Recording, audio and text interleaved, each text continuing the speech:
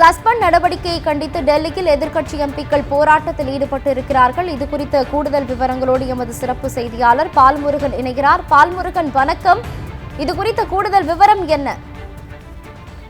அதாவது கடந்த 13ஆம் தேதி அன்று நாடாளுமன்றத்தில் நடைபெற்ற சம்பவம் தொடர்பாக ஏற்பட்ட பாதுகாப்பு குளறுபடி தொடர்பாக ஒன்றிய அரசு பதிலளிக்க வேண்டும், உள்துறை அமைச்சர் அமித்ஷா பிரதமர் பதிலளிக்க வேண்டும் என்று தொடர்ந்து எதிர்க்கட்சிகள் வலியுறுத்தி வருகிறார்கள்.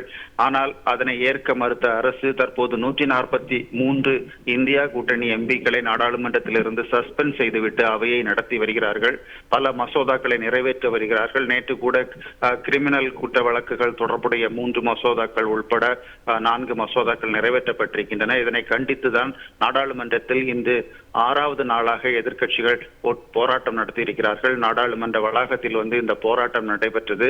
அனைத்து எம்பிக்களுமே சஸ்பெண்ட் செய்யப்பட்ட எம்பிக்கள் மற்றும் இந்தியா கூட்டணியில் உள்ள மற்ற எம்பிக்களும் சேர்ந்து இந்த போராட்டத்தை நடத்தி இருக்கிறார்கள். அதற்கு பிறகு காங்கிரஸ் தலைவர் மல்லிகார்ஜுன கார்கே பேசும்போது இந்த போராட்டம் தொடரும், பதிலளிக்கும் வரை போராட்டம் நீடிக்கும் என்று அவர் தெரிவித்திருக்கிறார். நாளைய தினம் இந்த 143 எம்பிக்கள் கைது, அதாவது இடைநீக்கம் செய்யப்பட்டதை கண்டித்து நாடு தழுவிய அளவில் போராட்டம் நடத்த முடிவு செய்யப்பட்டிருக்கிறது. நாளை ஜந்தர் மந்தரில் இந்தியா கூட்டணி கட்சிகளும் எம்பிக்களும் போராட்டம் நடத்துவார்கள் என்று அறிவித்திருக்கிறார்கள். அதே போன்று நாளைய தினம் இதே பிரச்சனையை வலியுறுத்தி அனைத்து மாநில தலைநகரங்களிலும் மாவட்ட தலைநகரங்களிலும் இந்தியா கூட்டணி கட்சிகள் போராட்டம் நடத்துவார்கள் என்றும் மல்லிகார்ஜுன கார்கே தெரிவித்திருக்கிறார்.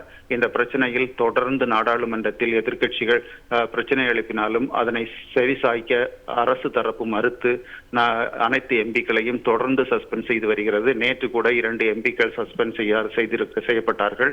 அதனையும் சேர்த்து 143 எம்பிக்கள் சஸ்பெண்ட் செய்யப்பட்டிருப்பது குறிப்பிடத்தக்கது. உமேரா, விவரங்களுக்கு நன்றி பால்முருகன்.